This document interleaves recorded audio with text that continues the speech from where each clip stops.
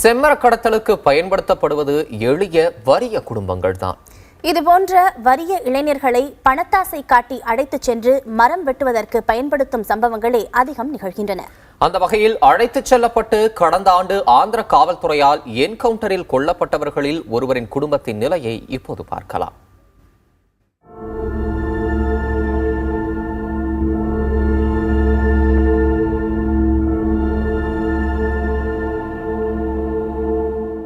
திருவண்ணாமலை மாவட்டம் படவேடு அடுத்த வேட்டகிரி பாளையத்தைச் சேர்ந்தவர் முனியம்மாள்.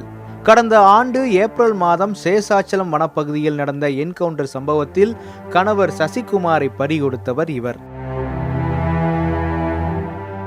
தனது கணவர் உள்பட 22 பேரின் மரணத்திற்கு முனியம்மாள் சட்ட போராட்டம் நடத்தி வருகிறார்.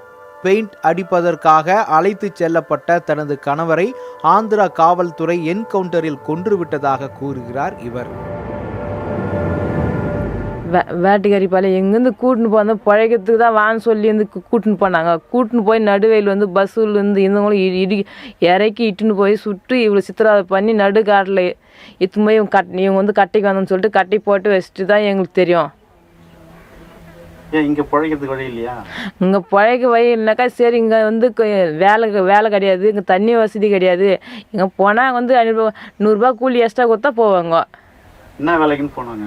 அவங்க வேலைக்கு போகிறேன்னு தான் சொல்லிட்டு தான் போனாங்க. என்ன வேலைக்கு போனாங்க?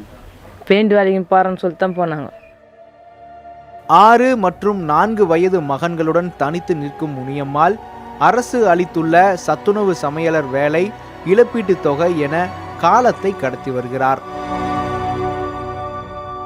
20 பேருக்கும் தான் நாங்கள் நீதி கேட்குறமே கண்டி ஒருத்தருக்கு தான் உனக்கு நீதி கொடுப்பேன் அப்படின்னு சொல்லிட்டு தான் ஆந்திரா கோர்ட் சொல்கிறது. இது இப்போ மனித உரிமை ஆள் 20 பேருக்கும் அதுக்கு தகுந்த நீதி வாங்கணும், தண்டனை அவங்களுக்கு என்ன செஞ்சாங்கன்ட்டு மொத்தம் எங்களுக்கு மொத்தம் விவரம் மொத்தம் எங்களுக்கு தெரியணும் அப்படின்னு சொல்லிட்டு எல்லாருக்கும் தான் கோர்ட் வாதாடுறது. எல்லாருமே தான் வாதாடுறோம். மற்ற 20 பேருக்கு தான் எங்களுக்கு நீதி உண்மையை வெளிவரணும்னு சொல்லிட்டு நாங்கள் கேட்டுக்கிறோம். கணவரை இழந்து வாடும் தன்னை போன்று இன்னொருவர் வேதனைப்படக்கூடாது என்கிறார் முனியம்மாள். புதிய தலைமுறைக்காக செய்தியாளர் கோவிந்தராஜுலு.